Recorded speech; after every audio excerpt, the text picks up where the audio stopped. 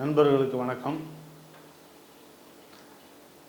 நீங்கள் எதை நோக்கி ஓடிக்கொண்டிருக்கின்றீர்கள் என்ற கேள்விக்கு என்னுடைய சிந்தனையை பகிர்கிறேன். எல்லாரும் எதுக்காக ஓடிட்டுருக்கோம் தெரியுது. ஓடிக்கிட்டே இருக்கோம் மிஷின் மாதிரி அப்படிங்கிறது எல்லாருக்குமே தெரியுது. காலையில் எழுந்திரிச்சா அடுத்து என்ன தான் போயிட்டுருக்கோம். சைடில் ஃபேமிலி, அடுத்தது ஜாபு, அடுத்தது பிஸ்னஸ்ஸு, இப்படியே நம்ம போயிட்டு ஓடிக்கிட்டு தான் இருக்கோம். இந்த சமயத்தில் எனக்கு ஒரு இதுதான், கல்வியா செல்வமா வீரமா அப்படின்னு சொல்லிட்டு சரஸ்வதி சபதம் அதான் ஞாபகம் வருது. கல்வி பெரிதா, செல்வம் பெரிதா, வீரம் பெரிதா அப்படின்ற மாதிரி அந்த படம் ரொம்ப நல்லாயிருக்கும். சிவாஜி கணேசன் எல்லாம் போட்டி போட்டு நடிச்சிருப்பாங்க. அந்த மாதிரி தான் நம்ம ஒரு நாடகத்தில் தான் இருக்கோம். நாடகத்தில் நம்மெல்லாம் ஒரு கதாபாத்திரங்கள் ஓடிக்கிட்டே தான் இருக்கிறோம்.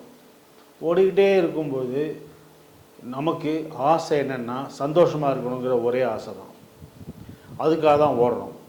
ஆனால் அது ஓடும்போது அந்த சந்தோஷத்தை நம்ம அனுபவிக்கிறோமா அப்படின்னு பார்த்தா இல்லை. அதாவது இப்போ எப்படின்னா காலம் இயந்திர காலமாக ஆயிடுச்சு. ரோபோ எல்லாம் இப்போ பார்த்திங்கன்னா ஆண்கள் பெண்கள் எல்லாமே ரோபோவாக்கிடலாம். ஸோ இந்த மாதிரி தான் ஆகிட்டுருக்கு. ஸோ என்ன பண்ணலாம் பார்த்திங்கன்னா, வேகமாக போகும்போது நிறையா நம்ம இழக்கிறோம். அதாவது மனித நேயத்தை இழக்கிறோம். ஃப்ரெண்ட்ஸோடு பேச முடியல, எங்கே பாருப்பா நான் பிஸி நீ பிஸி அப்படின்னு எல்லாம் போயிட்டுருக்கோம். அதுவும் இல்லாமல் செல்ஃபோன் கனெக்டிவிட்டி எல்லாம் ஃபோனில். இப்போ ஆக்சுவலாக பார்த்திங்கன்னா இன்விடேஷன் கூட பிரிண்ட் யாரும் அடிக்கிறது இல்லை. எல்லாம் வாட்ஸ்அப்பில் இன்விடேஷன் அனுப்பிச்சிடுறாங்க, வாட்ஸ்அப்பில் மெசேஜ் அனுப்பிச்சிடுறாங்க. இப்போ மக்கள் என்னென்னா வீடியோ காலில் வாட்ஸ்அப் வீடியோவை எடுத்து பையன்கிட்டையோ பொண்ணுகிட்டையோ பேசிவிட்டு ஹாய் பெஸ்ட் ஆஃப் லக் நல்லா இரு அப்படின்ற மாதிரி ஆகிடுச்சு. வெட்டிங் விஷஸ் அப்படின்னு வாட்ஸ்அப்லேயே சொல்லிடலாம். ஸோ இப்படியெல்லாம் வாழ்ந்து என்னத்தை நமக்கு என்ன அச்சீவ் பண்ணியிருக்கோம் நம்ம அப்படின்னு பார்த்தா, நம்ம அச்சீவ் பண்ணதுங்கிறது ரொம்ப கம்மி. பணம் வேணால் அச்சீவ் பண்ணியிருக்கோம், ஆனால் வரவு எட்டனா செலவு பத்தனா அப்படின்னு ஒரு பாட்டு உண்டு. எவ்வளோதான் சம்பாதிச்சாலும் பத்த மாட்டேங்குதுங்கிற நிலைமையில தான் இருக்குது. அதுதான் எல்லோரும் என்ன கிரெடிட் கார்டுன்னு போட்டு பே பண்ணி தேவையில்லாததை நிறையா சேகரித்து வைத்து அதுக்கு பணத்தை செலவு பண்ணிகிட்ருக்கோம். குழந்தைகள்கிட்ட நம்மளால் பேச முடியல. குழந்தை கேட்குற கேள்விக்கு நம்மளால் பதில் சொல்ல முடியல. ஏன்னா நமக்கு பொறுமை இல்லை. நம்ம வாட்ஸ்அப் இப்போ பார்த்தீங்கன்னா இப்போ நிறைய பேர் எங்கள்கிட்ட கன்சல்டேஷன் வர்றது எப்படின்னா, செல்ஃபோன்லேயே இருக்காங்க சார் அப்படின்னா கேட்டால், அப்பா அம்மாவும் செல்ஃபோனில் தான் சார் இருக்காங்க, நானும் செல்ஃபோனில் தான் இருக்கேங்கிறான். எல்லாம் செல்ஃபோனில் தான் பேசிகிட்ருக்கோம். மேல் மாடியிலேருந்து கீழ் மாடியில் இருந்த ஒய்ஃப் இருந்தால் அம்மா எனக்கு காஃபி கொண்டு வரையா அப்படின்னு செல்ஃபோனில் கேட்குறோம். ஸோ அந்தளவுக்கு நம்ம மெஷினுக்கும் டெக்னாலஜிக்கும் அடிமையாகிட்டோம். அடிமையாகிறதுனால ஒரு மன சந்தோஷம் இருக்கா? At the end of the day நமக்கு ஒரு வெறுமை தான் இருக்குது, ஒரு சூன்யந்தான் இருக்குது. இல்லாட்டி ஏன் இந்த சைக்காட்ரிக் சிம்டம்ஸ் இப்போ இவ்வளோ ஜாஸ்தியாக இருக்குது? மனச்சோர்வு அதிகமாகிடுச்சு, மனப்பதட்டம் அதிகமாக இருக்குது.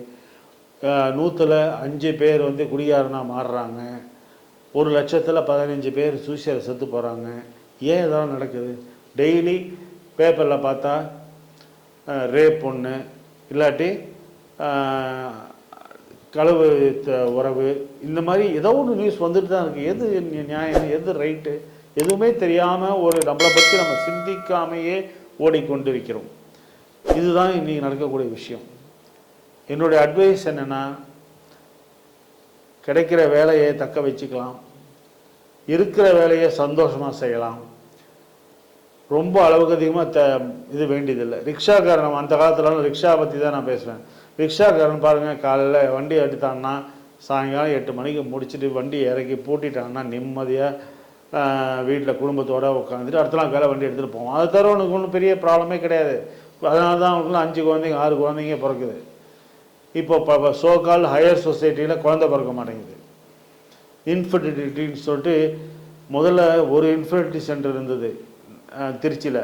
இப்போ 25 இன்ஃபர்டிலிட்டி சிட்டி வருது, ஹாஸ்பிட்டல் இருக்குது. ஏன்? எல்லாமே ஆர்டிஃபிஷியல் லைஃப்பில் இருக்கிறதுனால தான். இந்த பாலிசிஸ்டிக் ஓவரி, ஸ்பெர்ம் கவுண்ட் கம்மி, ட்ராவல்னால இதெல்லாம் இருக்குது. அது ஏகப்பட்ட கெமிக்கல்ஸ் அது இதெல்லாம் சொல்லி நம்ம சொல்கிறோம். கடைசியில் பணம் அவ்வளவும் இருந்து குழந்தை இல்லையே. ஏன் என்ன காரணம்? மன அழுத்தங்கள், இதை மாதிரி சூழ்நிலைகள் தான் காரணம். அதனால் இருக்கிறத வச்சு வாழணும் கற்றுப்போம். ஃபேமிலியோடு உட்காந்து பார்ப்போம் அப்படின்னு இருக்கணும். சேர்ந்து சாப்பிட்றோமா? சேர்ந்து சாப்பிட்றதில்ல. ஸோ குழந்தைகளுக்கு ஒரு பாண்டேஜ் ரொம்ப குறைஞ்சிருச்சு. இப்போல்லாம் பிஸ்னஸாக தான் அப்பா அம்மாவை பார்க்குறாங்க. நீ என்ன கீழ்ச்சிட்ட எனக்கு அப்படின்னு கேட்குறாங்க. என் கூட உட்காந்து ஏதாவது சொல்லி கொடுத்தியா, எதாவது படிச்சியா? இல்லை நானாக தான் படித்தேன் அப்படின்றான். இந்த மாதிரி இருக்கும்போது காரணம் பாண்டேஜ் குறைஞ்சிருது. கடைசி நாளைக்கு எப்படி அந்த பையன் நம்மளை பார்ப்பான்னு எதிர்பார்க்க முடியும்? அதனால தான் ஓல்டேஜ் ஹோமு நானேன்னு சொல்லிட்டு எங்கேயோ போயிட்டுருக்காங்க. ஸோ ஃபேமிலியோட அட்டாச்மெண்ட்டோடு இருக்கிறது தான் அல்டிமேட்டாக நம்மளுடைய நோக்கமாக இருக்கணும். அடுத்தது பார்த்திங்கன்னா, இதுக்கு எல்லாருக்குமே டைமென்ஷன்ஸ் அப்படின்னு உலகத்தில் நார்மல் அப்படின்னு சொன்னோம்னா, மனதளவில் நம்ம நார்மலாக இருந்து மற்றவர்களுக்கும் நார்மலாக இருந்து சமுதாயத்துக்கும் நல்லது செஞ்சால் தான் ஒரு மனிதன் நார்மல்னு சொல்ல முடியும். இதில் முக்கியமான ஒரு விஷயம் என்னென்னா ஆன்மீகம். ஆன்மீகம்னு ஒரு சப்ஜெக்ட் நம்ம மைண்டுக்குள்ளே இருந்தது அப்படின்னா நம்ம எந்த சமயத்திலும் நிதானத்தை இழக்க மாட்டோம். பணம் இல்லையேன்னு நம்ம நிதானத்தை இழக்க மாட்டோம். குறுக்கு வழியில் போய் சம்பாதிக்கணும்னு நினைக்க மாட்டோம். குழந்தையோட நம்ம டியூட்டி இருக்குது அப்படிங்கிறத நம்ம செய்வோம். நம்ம கர்மா, நம்ம செய்ய வேண்டிய கடமைகள் இருக்குதுன்னு சொல்லிட்டு பெரியவங்களை காப்பாற்றுவோம். ஸோ நான் என்ன சொல்கிறேன்னா, ரிலீஜியஸ் பிலீஃப், ஸ்பிரிச்சுவல் பிலீஃப் அதெல்லாம் இருந்ததுன்னா நம்ம வாழ்க்கையை நாம் தடைகள் வரத்தான் செய்யும். தடைகள் வந்துக்கிட்டே தான் இருக்கும். தடை இல்லாமல் ஒரு நாளும் இருக்காது. அப்படி தடைகள் இல்லாட்டி வாழ்க்கையும் இல்லை.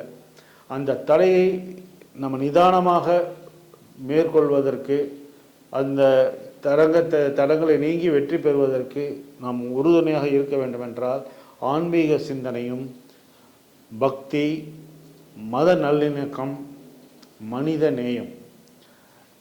இன்னொருத்தனை கவுத்துட்டு தான் நம்ம அடுத்தது நம்ம முன்னுக்கு போகணும் அப்படின்னு நம்ம நினச்சிட்ருக்கோம். காம்படிஷன் தான் இருக்குது. இந்த கம்பெனின்னு அந்த கம்பெனி டைவ் அடித்து இங்கே இந்த கம்பெனி சிகரெட் அந்த கம்பெனின்னு சொல்கிறது. இந்த மாதிரிலாம் காம்படிஷன்லாம் போயிட்டுருக்கு. ஸோ இந்த பேராசை, பொறாமை, இந்த குணங்கள்லாம் இல்லாமல் நம்மளால் எந்த அளவுக்கு சம்பாதிக்க முடியுமோ அந்த சம்பாதியத்தில் நம்ம வாழ கற்றுக்கிட்டோம் அப்படின்னாக்க நிச்சயமாக நம்ம சந்தோஷமாக இருக்கலாம். நம்ம ஓடவே வேண்டிய அவசியம் இல்லை. தானாகவே நாம் உந்தப்படுவோம். தானாகவே நம்மளுடைய வாழ்க்கை பயணம் செயல்படும். மனித நேயம் முக்கியம். மனநலம் காப்போம், மனித நேயம் வளர்ப்போம். நன்றி.